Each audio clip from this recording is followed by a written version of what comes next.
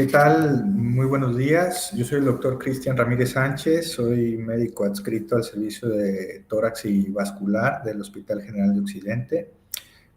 Muchas gracias por invitarme a este simposio. En este caso, nuestro servicio le corresponde hablar un poquito de las complicaciones vasculares y de las complicaciones pulmonares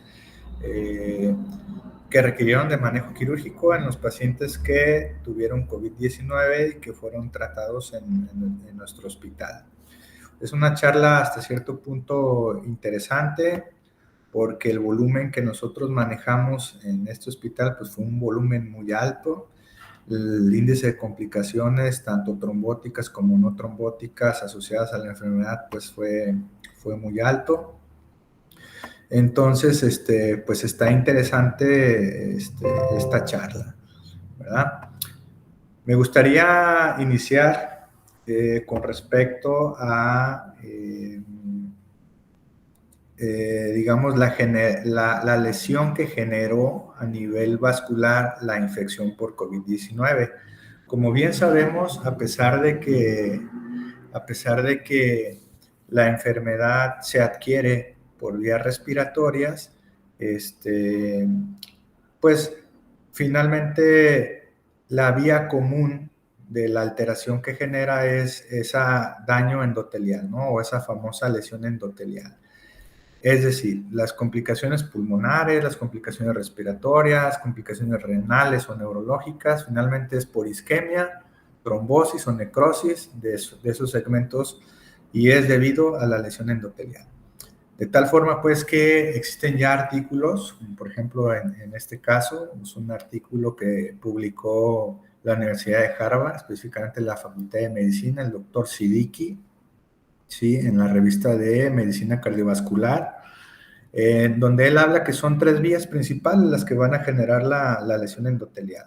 En este caso, habla específicamente de esa alteración del sistema inmunológico, es decir, todas esas citocinas proinflamatorias que activan el sistema inmunológico, de forma directa genera la lesión endotelial.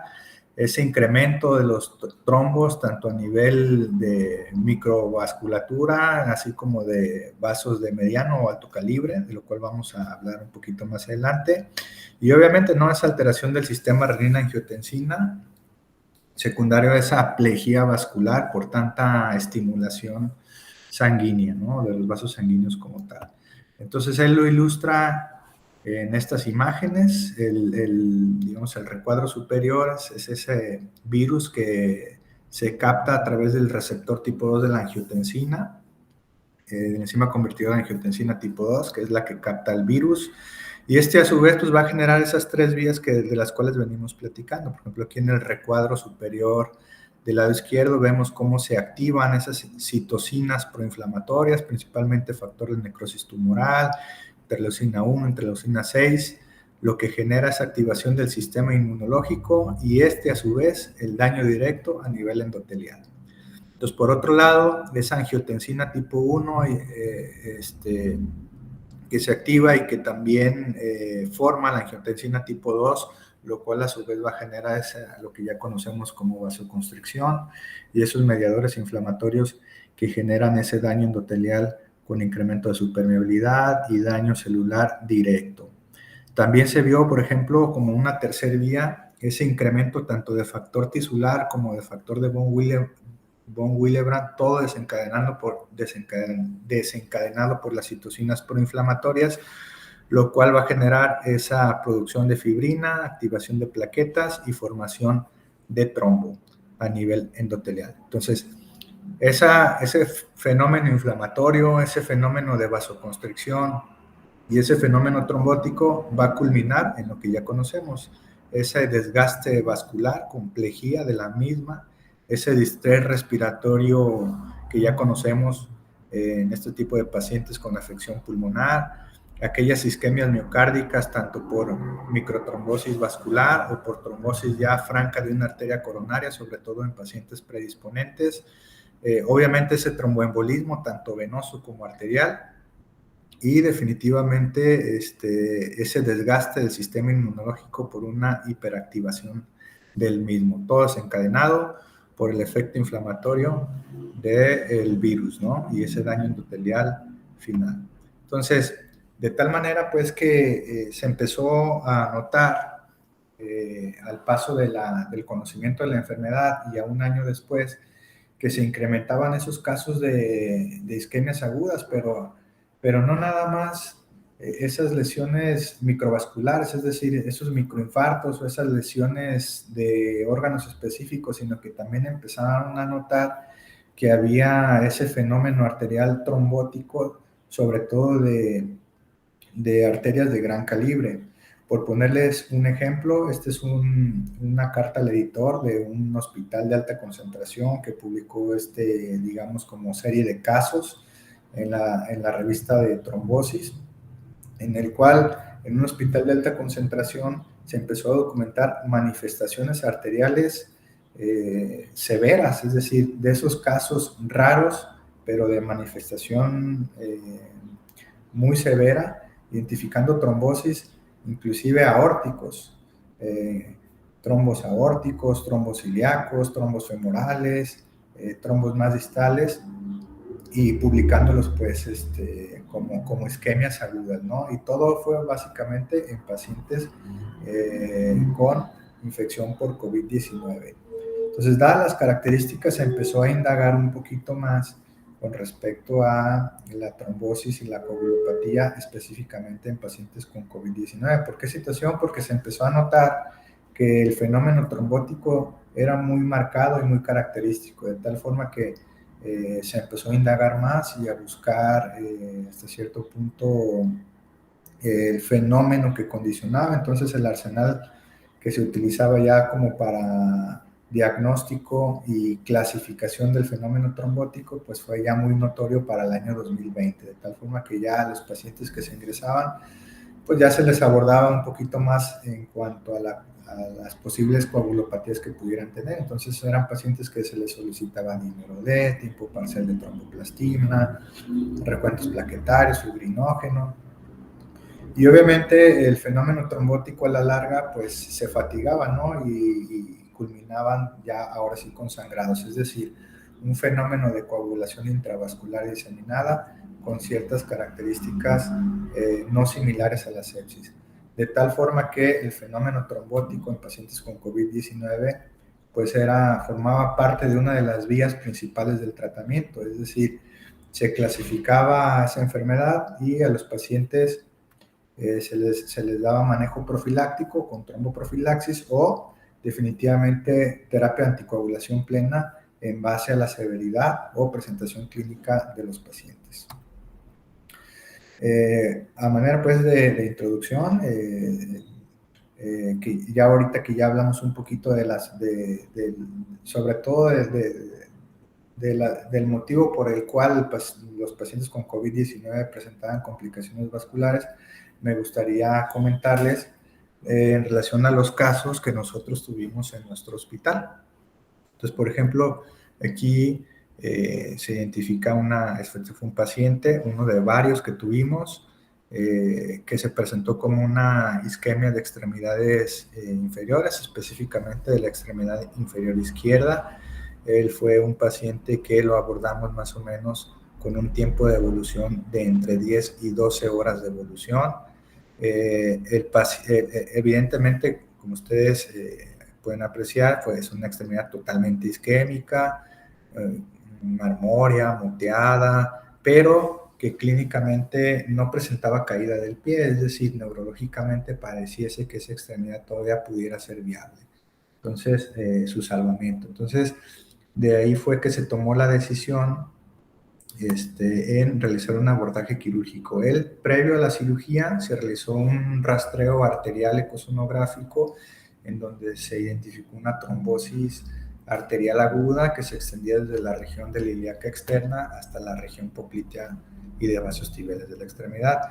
Él fue sometido a una tromboembolectomía, fue un abordaje inguinal del lado izquierdo, donde se resecó más bien donde se extrajo ese trombo de características agudas, que es este que apreciamos aquí en la imagen del lado derecho, ese trombo que se extiende prácticamente desde la región ilíaca y pudimos extraerlo hasta la región poplitea. También se abordó las regiones tibiales hasta donde logramos introducir nuestro catéter de embolectomía y miren cómo se adquiere esa anatomía típica, ¿no?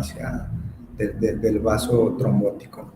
Entonces, por un lado, desafortunadamente en este paciente, en el posoperatorio nos percatamos de dos cosas. Uno, que la pierna persistía isquémica, eso nos hablaba de que probablemente el tiempo de evolución fue mayor al que nosotros creíamos, con pérdida de la función neurológica y persistencia de la isquemia, sobre todo en la pierna distal. Y también nos dimos cuenta que se incrementó el proceso inflamatorio sistémico, agudizándose la falla pulmonar y la falla renal, la cual ya había iniciado previo a la cirugía y desafortunadamente culminó en una desarticulación coxofemoral del lado izquierdo. Finalmente el paciente, por las complicaciones pulmonares y por las complicaciones renales que presentaba, el paciente falleció. Pero es un caso así muy característico, típico de los pacientes que abordamos como manifestación más severa de tipo trombótico arterial de las extremidades inferiores.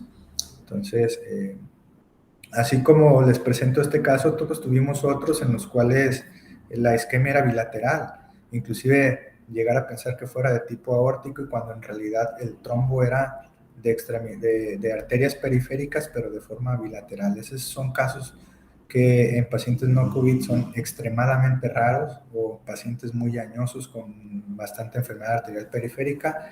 En este caso lo veíamos en pacientes más jóvenes, sin tanta lesión arterial primaria, pero con un fenómeno trombótico muy severo y muy extenso de forma bilateral. Bueno, este es un caso, digamos, de los más extensos, de los más severos que tuvimos, una trombosis aortoilíaca. Yo la denominé subaguda porque en el momento en el que se abordó nos percatamos que el trombo era como de características ya no tan agudas, sino que tenía ciertos cambios de fibrina, la composición del trombo que fue extraído. Entonces, consideramos que probablemente este tipo de pacientes ya tenía alguna lesión aórtica predisponente y que finalmente se agudizó al momento de la infección por COVID-19. Este paciente fue sometido a una trombectomía aórtica y una tromboembolectomía de arterias ilíacas, ¿sí? En nuestro hospital. Por ejemplo, es uno de los videos que se le tomó al paciente. Este es básicamente el tipo de trombo que se resecó. Si ustedes se fijan, tienen las características como de fibrina, como no tan rojo como el que les mostré en la extremidad de las diapositivas pasadas.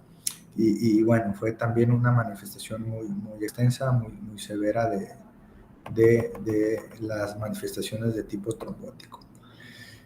Como bien saben, habitualmente en el primer año de atención de los pacientes con COVID-19 que manejamos en nuestro hospital, pues habitualmente eran pacientes graves con complicaciones sistémicas y que requerían de ciertos abordajes vasculares, tanto como para administración de medicamentos como para apoyo para hemodiálisis. Entonces, pues se presentaron algunas incidencias en algunos de ellos, como por ejemplo, este es el caso de un paciente con una neumonía por COVID-19 severa, lo podemos ver en las imágenes de la radiografía, con esa neumonía de focos múltiples, heterogénea, bilateral, con una afección parenquimatosa muy extensa. Pero lo que les quiero mostrar en esta diapositiva es que, si ustedes se percatan, tiene la guía metálica de un catéter venoso central que incidentalmente migró y no se pudo extraer, entonces se perdió dentro del vaso. Entonces, habitualmente este tipo de lesiones o digamos de incidentes se manejan en una sala de hemodinamia con algún guía extractora de manera endovascular. En este caso, las condiciones clínicas del paciente no permitían su traslado a un hospital que contara con un recurso de ese tipo, y la otra es que las condiciones físicas y el momento en que sucedió era cuando el pico de la pandemia era de los más altos, de tal forma que limitaba físicamente y técnicamente un traslado para manejar este tipo de lesiones de manera endovascular en una sala hemodinamia. Entonces, ¿qué fue lo que sucedió? Afortunadamente, y digo afortunadamente porque se pudo resolver, nos percatamos que a las 48 horas de que presentó este incidente, esa guía migró hacia la región cava y finalmente la punta se alojó en la femoral proximal. Entonces, realizamos nosotros ahí en la unidad de cuidados respiratorios, nuestro quirófano ahí que usábamos para tratar pacientes de este tipo, se realizó un abordaje femoral abierto. Por ejemplo, esta es la imagen en el recuadro superior izquierdo, donde disecamos la vena. Aquí estaba la arteria femoral. Y en esta imagen inferior nos damos cuenta ya una vez que hicimos control femoral con apertura de la vena, esa exposición de la punta del catéter y obviamente pues ya hace deslizamiento y la pudimos extraer por vía femoral abierta sin ninguna eventualidad, sin ninguna complicación asociada al procedimiento. Bueno, antes de continuar con las complicaciones pulmonares, los casos que les comento, pues son algunos de varios, pero hicimos desde tromboembolectomías, amputaciones unilaterales, amputaciones bilaterales, y algunos procedimientos, sobre todo para abordaje para hemodiálisis. Entonces, realmente los procesos quirúrgicos prácticamente entre el año 2021 y 2022 se incrementaron y esto fue secundario a la severidad de las manifestaciones trombóticas de los pacientes. Así como hubo complicaciones trombóticas de tipo vascular, también tuvimos complicaciones pulmonares asociadas al COVID-19. Algunas de ellas también requirieron de manejo quirúrgico por nuestro servicio y bueno, ahorita vamos a hablar un poquito de ello. Antes de hablar básicamente de los procedimientos que nosotros realizamos en nuestro hospital, sí me gustaría indagar o explicar qué dice la literatura internacional o qué dicen los demás hospitales con respecto a las complicaciones. Voy a empezar hablando sobre todo de las complicaciones parenquimatosis pulmonares. Finalmente, la manifestación más severa de la complicación pulmonar por COVID es lo que conocemos como neumonía necrotizante. La neumonía necrotizante no es más que, como su nombre dice, necrosis del parénquima pulmonar con sus alteraciones tanto infecciosas como locales. Entonces, este es un artículo que publica el doctor Siddiqui, es un neumólogo, sí, que forma parte de la universidad de su país, pero también forma parte, digamos, del equipo de la Universidad de Harvard, de la Facultad de Medicina. Sí, este es hasta cierto punto un artículo que desde mi punto de vista, con información muy importante, sobre todo de la evolución de la enfermedad. Entonces, este doctor divide a la enfermedad en estadios, desde un estadio inicial con síntomas leves hasta un estadio 3, que él lo denomina como un estadio de hiperinflamación sistémica extrapulmonar. Bueno, ¿por qué me gustaría hacer hincapié en este aspecto? Es porque las complicaciones de las cuales voy a hablar se basan básicamente en este estadio, ¿no? Es decir, esas neumonías necrotizantes o esas complicaciones traqueales o bronquiales habitualmente se presentan en pacientes que resolvieron el proceso infeccioso agudo, pero que las secuelas, tanto pulmonares como respiratorias, se manifiestan hasta 1 o 2 meses después del inicio de la enfermedad.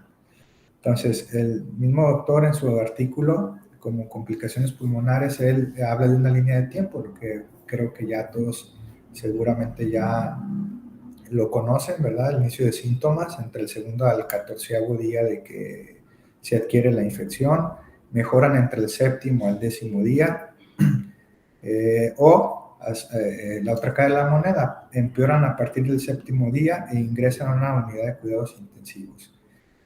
Aquellos pacientes que progresan hacia el empeoramiento, la muerte ocurre habitualmente entre el día 14 y el día 28.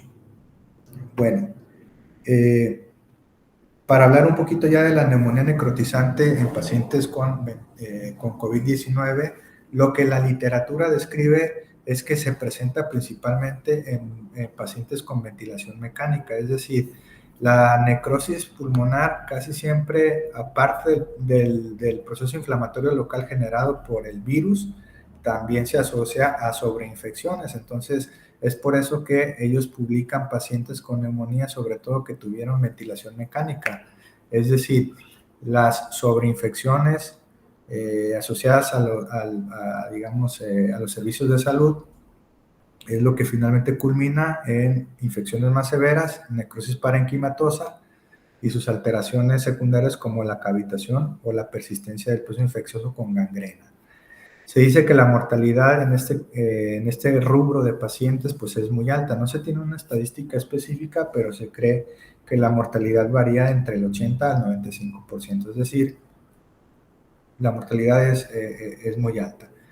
La mayoría de este tipo de pacientes requieren de algún abordaje quirúrgico y es muy variable, desde un dren torácico hasta un drenaje percutáneo para colecciones que están localizadas. Si el pulmón está atrapado, pues hay que decorticarlo, o en su defecto, en manifestaciones más severas, la lobectomía. Entonces, en esta misma revista de enfermedades infecciosas, que también se publicó en el año del 2020, se empezó a notar esas manifestaciones severas pulmonares. Específicamente, se empezó a indagar más, o se empezó digamos, a buscar más y a percatarse de esas necrosis parenquimatosas cada vez más frecuentes, y todo en pacientes con COVID-19. Por ejemplo, estas son múltiples imágenes tomográficas en cortes axiales, donde se identifica pues necrosis parenquimatosa, gas, áreas de colecciones ya muy localizadas, algunas con cavitaciones, derrames pleurales con consolidaciones pulmonares severas, algunos pulmones pues con enfermedad bulosa o enfermedad quística o enfermedades digamos fibróticas, pero con sobreinfección por COVID o bacteriana, ¿verdad? Entonces culminaban y se veía cada vez con más frecuencia infecciones severas con necrosis parenquimatosas.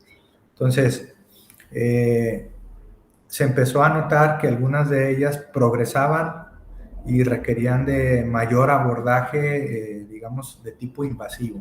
Por poner un ejemplo, este es un caso publicado digamos, en una revista en Bélgica, sí, por el Departamento de Cirugía Tóraco-Vascular en esta región, donde básicamente a ellos lo toman como un caso realmente raro, ¿verdad? A pesar de que se notaba que el incremento de la necrosis cada vez se incrementaba su presentación. En este caso les llamó la atención por la forma en cómo se resolvió. Este fue un paciente joven, sin comórbidos, 35 años, con el cual desarrolló una neumonía necrotizante del lóbulo pulmonar superior derecho, con cavitación y necrosis extensa. Fue un paciente que inicialmente se abordó con oxígeno suplementario y fue progresando, ventilación no invasiva, ventilación invasiva, y por último terminó en circulación extracorpórea mediante ECMO. Obviamente pues un hospital dedicado específicamente para tratar enfermedades cardiovasculares y pulmonares, entonces contaban prácticamente con todos los recursos. Una vez que ellos hasta cierto punto lograron cierta estabilidad hemodinámica y pulmonar, fue sometido a una toracotomía donde resecaron el lóbulo pulmonar superior derecho y ellos lo comentan como una evolución favorable. Entonces, pues son casos de esos raros que requirieron el mayor abordaje y es una manifestación pues muy severa, ¿no? Pero que lo veían ellos cada vez con más con más frecuencia. Bueno, ¿qué fue lo que sucedió en nuestro hospital? En nuestro hospital también tuvimos pacientes con neumonías necrotizantes que evolucionaron hasta cierto punto y que llegaron a nuestro servicio 1 o 2 meses después del tratamiento. Por ejemplo, este es el caso de un paciente que nos derivaron porque presentó un enfisema subcutáneo generalizado. Esta imagen es del paciente en donde las características de presentación pues fue esa disección subcutánea de todo el gas que prácticamente se extendía desde la región facial hasta las extremidades inferiores. Algunos de ustedes dirán, bueno, pues en la región escrotal hay edema, pero en realidad ese es gas que disecó prácticamente toda la fase superficial del 100% de la superficie corporal. Entonces hizo disnea, en ningún momento requirió de ventilación mecánica asistida. Lo único que nos llamaba la atención pues era esa disección pulmonar, esa disección subcutánea por aire. En la placa de ingreso pues se evidencia una franca disección subcutánea por gas, y a nivel parenquimatoso pulmonar predominaban lesiones en el hemitórax derecho, es decir, un engrosamiento pleural difuso manifestado por esa radiopacidad difusa con imágenes heterogéneas de consolidación, una imagen que borraba el ángulo costodiafragmático derecho que sugería un derrame o una posible colección a ese nivel. Y en la tomografía torácica, aparte de lo que ya comenté, pues evidentemente un neumomediastino a tensión, ¿sí? Con derrame pleural del lado derecho, con una colección basal y un pequeño neumotórax del lado izquierdo. Inicialmente a este paciente se le colocaron drenajes torácicos bilaterales, se le realizó un drenaje de mediastino mediante un abordaje supracervical para mediastino superior y drenaje del aire y liberación mediastinal. Cuando se realizaron estos procedimientos nos percatamos que a nivel del hemitórax derecho, el pulmón, o más bien a través del dispositivo de sello de agua, nos percatamos que presentaba una fuga de aire extensa. Esa fuga de aire se clasificó como una grado 3 de la clasificación de Serfolio. ¿A qué se le denomina esto? Pues es básicamente esa fuga de aire persistente en ambas fases de la respiración, tanto en inspiración como en expiración, es decir, una fuga continua y de flujos altos. Eso nos hablaba de que la comunicación no era alveolar, sino o era a un bronquio segmentario o a un bronquio lobar, ¿verdad? Porque la fuga aérea era bastante, por eso es que disecó prácticamente toda la superficie corporal en enfisema subcutáneo. Una vez que se logró hasta cierto punto la estabilidad pulmonar y la estabilidad hemodinámica, fue sometido a una toracotomía posterolateral del lado derecho, en donde se identificó lo siguiente. Si ustedes se fijan, esta es la toracotomía, fue una toracotomía con descuento posterolateral. En la imagen central, pues ya es la resección de la pieza quirúrgica. Nosotros en el momento en que se liberó el pulmón, que ya se decorticó por completo, nos dimos cuenta que había una necrosis extensa, ¿sí? Del lóbulo, digamos, correspondería al lóbulo medial, más bien al segmento medial del lóbulo medio, del lado derecho, y ustedes se fijan en la porción más central, la necrosis se extendía casi hasta hacia la región iliar, con exposición del bronquio segmentario medial correspondiente, pero entonces prácticamente era una fuga de un bronquio ya segmentario y obviamente pues era una fuga que nunca iba a resolver de manera conservadora. El resto del parénquima pulmonar, pues miren esas áreas de hepatización, de isquemia, de necrosis, un parénquima pulmonar engrosado, duro, friable, que no permitía una resección pues más segmentaria, más local. Entonces se decidió una lobectomía del lóbulo medio del lado derecho.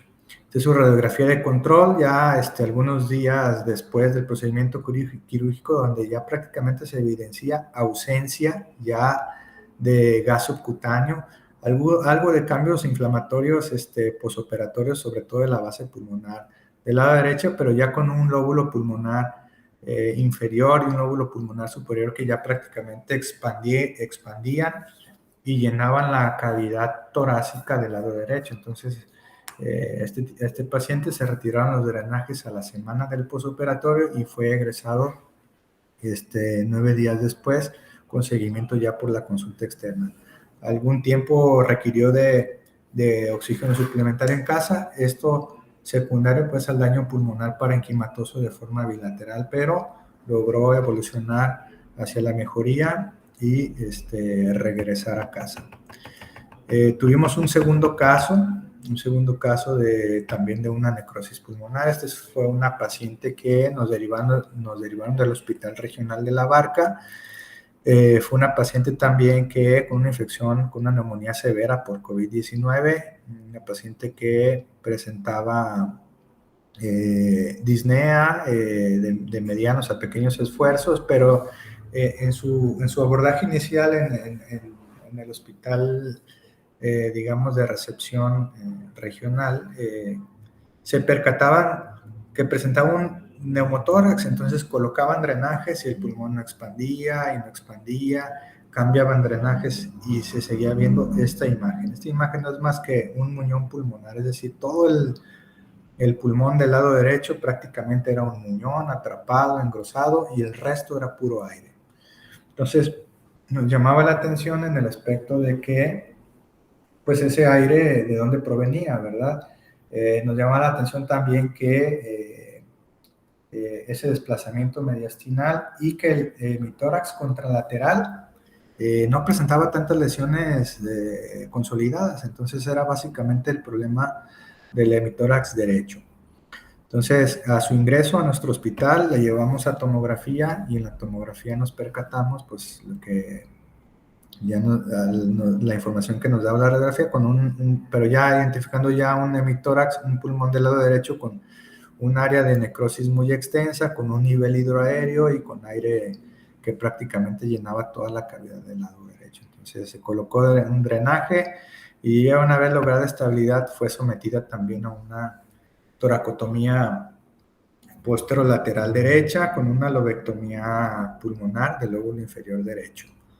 En esta imagen ustedes probablemente se pregunten, bueno, ¿y por qué están resecando el lóbulo pulmonar si a lo mejor este segmento, sobre todo los segmentos basales del lóbulo inferior, pues se ve, a lo mejor sí se ve con algo de engrosamiento, digamos, de friabilidad, de algunas áreas de hepatización, pero no tan lastimado. Entonces, una vez que resecamos la pieza quirúrgica, ahora sí podemos identificarlo bien.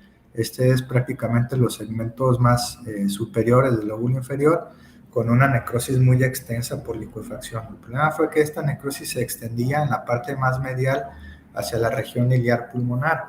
Entonces eso nos generaba dificultad técnica para resecar en cuña o una segmentectomía pulmonar, porque prácticamente la necrosis estaba en contigüidad ya con los vasos pulmonares o del hilio pulmonar, por un lado, y por otro lado, el resto del parénquima pulmonar, sobre todo en estos segmentos más laterales y mediales, el parénquima se encontraba duro, acartonado, fiable, con múltiples áreas de hepatización y de consolidación. Entonces, dar puntos al parénquima pues es prácticamente asegurar que en el posoperatorio la paciente va a presentar fugas de aire extensas. Entonces, técnicamente no era una resección no era factible una resección más conservadora, por eso fue que se optó por realizar una lobectomía inferior derecha.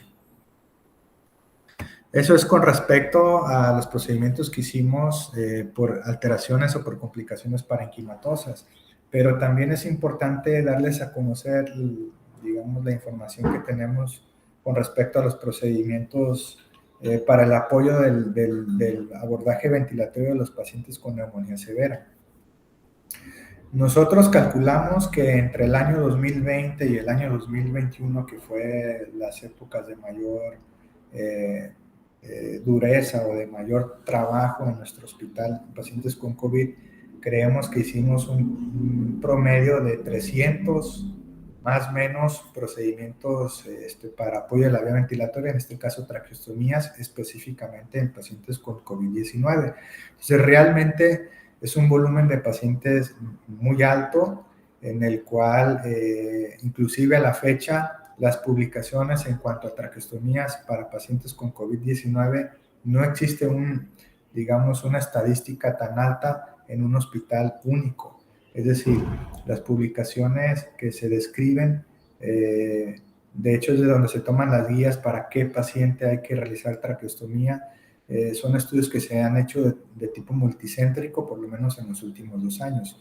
Entonces, el volumen que nosotros manejamos en nuestro hospital, yo desde el punto de vista personal lo considero alto.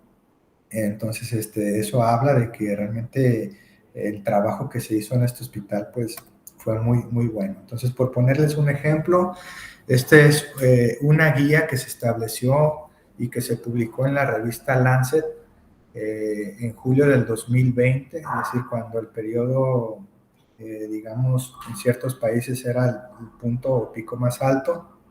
Ellos quisieron establecer a qué pacientes serían los pacientes ideales para realizar traqueostomías, específicamente con neumonías por COVID-19. Entonces, ellos tomaron en consideración las estadísticas de los pacientes que requerían de traqueostomía en unidades de cuidados intensivos en pacientes no COVID. Por poner un ejemplo, ellos comentaron que de los pacientes que requerían de ventilación mecánica en un área no COVID, correspondían más o menos al 8 al 12%. Y la indicación principal, pues, es la que conocemos todos y que también se utilizaba en pacientes con COVID, que no es más que la facilitación para el destete de la ventilación mecánica y también evitar o minimizar las complicaciones laringotraqueales secundarias a la intubación orotraqueal o al CUF del tubo endotraqueal. Entonces, esa era la indicación principal y que también se tomó en consideración para los pacientes con neumonía por COVID. Entonces, ¿qué es lo que notaban ellos? Bueno, ellos notaban que la mortalidad al año después de que se realizaba la traqueostomía era en promedio del 50% de los pacientes. Y del resto de los pacientes que lograban evolucionar al año, solamente el 12% iban a ser funcionales. Entonces, realmente,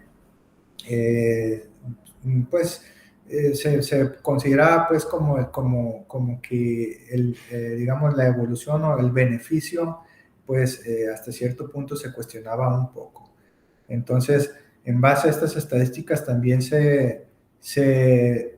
digamos, fue como el parteaguas para poder definir qué pacientes sí pudieran beneficiarse en neumonías con COVID-19. ¿Por qué situación?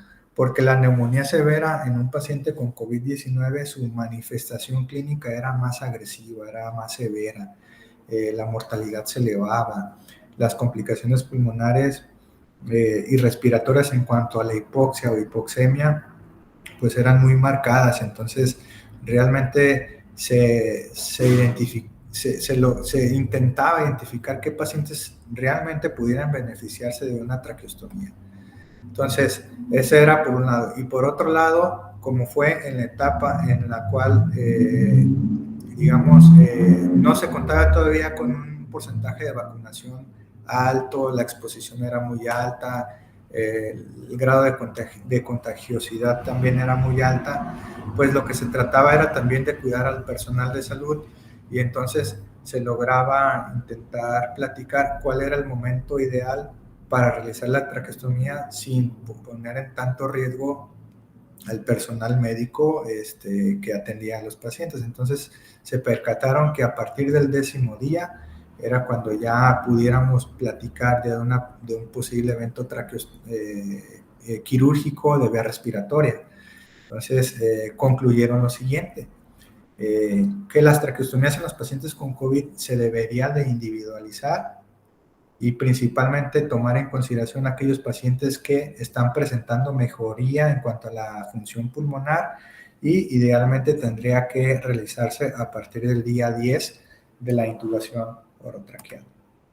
Entonces, como realmente el número de los pacientes con traqueostomía en nuestro hospital es alto, o fue alto, a mí me llamó la atención porque empezamos a notar, y a nuestro servicio también, el servicio quirúrgico y el servicio respiratorio de medicina interna, empezamos a notar que a pesar de ese abordaje quirúrgico, nuestros pacientes, la mortalidad era muy alta. Entonces, nos dimos a la tarea, o nos estamos dando a la tarea de investigar, pues, qué características clínicas tenían esos pacientes, porque empezábamos a notar que se operaban pacientes de 30 años, de 40, de 50, de 60 años, cuando todos desde un inicio creíamos que la enfermedad severa predominaba en aquellos de 60 o más años. Entonces, hacíamos traqueostomías en pacientes jóvenes, en pacientes adolescentes, en pacientes adultos o en pacientes ya ancianos. También notábamos que operábamos pacientes, algunos obesos, algunos de complexión, pues, individuos de 70 kilos, sin tantos comórbidos, sin enfermedades crónicas tan marcadas. Entonces, no había una estadística, digamos, homogénea. Entonces, de ahí fue que nos nació la inquietud en tratar de indagar e investigar cuáles eran las características clínicas de nuestros pacientes, de nuestro hospital, a los cuales fueron sometidos a traqueostomías. Entonces, la finalidad es, aparte de lo que ya les comento, es ver específicamente si tenían alguna característica especial o si predominaba, digamos, en este caso, la evolución tórpida por alguna característica clínica. Entonces, se está tomando en consideración como variables para adquirir o recabar información, pues, de en qué condiciones pulmonares estaban, la función pulmonar, qué parámetros ventilatorios requerían, el tiempo de inicio de los síntomas, el tiempo en que se realizó la traqueostomía, si hubo alguna complicación de la traqueostomía, si el paciente falleció, si no falleció. Y a finales del 2022, que también nos va a dar mucha información, es si el paciente estaba vacunado o no estaba vacunado, para poder determinar si va a mejorar en cuanto a alguna apoyo o abordaje ventilatorio de tipo mecánico, en este caso, la realización de un procedimiento quirúrgico para la vía respiratoria. Entonces, creemos que tenemos un buen volumen de pacientes de los cuales podemos encontrar información buena, óptima, sobre todo para determinar o dar un mejor manejo, un mejor abordaje en nuestra institución. Entonces, es alguna de la bibliografía que estamos tomando en consideración para el artículo que espero yo que nuestro comité de ética de nuestro hospital nos lo acepte para poderlo sacar adelante. Pues obviamente fueron bastantes pacientes los que estuvieron con intubación orotraqueal, bastantes pacientes que se realizaron traqueostomías, como bien lo comenté previamente. Entonces, obviamente, al mes o a los 2 meses de haberse egresado, los que tuvieron la oportunidad de salir adelante, también hubo complicaciones asociadas a la ventilación mecánica. Entonces, hablando específicamente de la estenosis traqueal. Obviamente el COVID tiene esa peculiaridad, ¿no?, de mandarnos a los pacientes más graves. Así como tuvimos pacientes con enfermedad arterial muy severa, con manifestaciones de las más severas de las enfermedades trombóticas, de igual forma de las manifestaciones más severas en cuanto a parénquima pulmonar, pues también tuvimos de las estenosis traqueales de las más difícil abordaje de tipo terapéutico, es decir, no eran esas estenosis traqueales típicas de la arteria, de la tráquea cervical, de 1 o 2 anillos cervicales que te permitían una anastomosis traqueal adecuada sin tanto riesgo, ¿no? Nos tenían que llegar pacientes hasta cierto punto con manifestaciones extensas. Por poner un ejemplo de algunas de ellas que nos llegaron a nuestro hospital, esta es la tomografía de una paciente, es un corte lateral, sagital, ¿sí? Donde, si ustedes aprecian, hay una lesión estenótica de la arteria, de la tráquea, en su transición entre tráquea cervical y tráquea torácica. Entonces, si fijan, era una estenosis casi como más del 90%, ¿verdad? Pero no nada más eso era lo característico, sino que nos percatamos que en la tráquea, digamos, cervical también estaba engrosada la pared anterior, entonces era como una estenosis en embudo, que finalmente se estenosaba en la parte más distal, pero que afectaba varios anillos traqueales. Este paciente fue sometido a fue sometido a una resección de 5 anillos traqueales. Prácticamente se resecó toda la tráquea cervical, si ustedes se fijan, aquí están prácticamente los primeros 2 anillos traqueales, y a partir del tercer anillo traqueal hasta la parte más distal se contaron 5 anillos traqueales, y prácticamente digamos, la mayor longitud de la tráquea cervical se tuvo que resecar. Entonces, afortunadamente se logró aproximar la tráquea, tanto proximal como distal, y se pudo completar la anastomosis. Pero de esas estenosis de las más complejas y difíciles. Así como tuvimos esa, también tuvimos una estenosis subglótica, es decir, una estenosis del cartílago cricoides y del primer anillo traqueal. Si ustedes se fijan, prácticamente la luz traqueal estaba nula.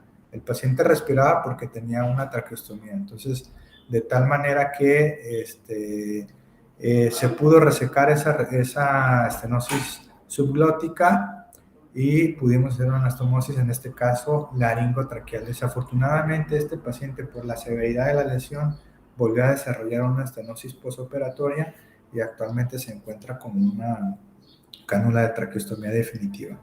Entonces, ¿qué es lo que nos explica? Pues básicamente las manifestaciones más severas de todo, tanto traqueal, pulmonar, arterial y venoso, de la enfermedad. Entonces nos deja demasiada información que desde mi punto de vista sí es importante investigar y ver de qué manera puede nuestro hospital contribuir a mejorar la atención, tanto preventiva como terapéutica, de los pacientes con COVID-19.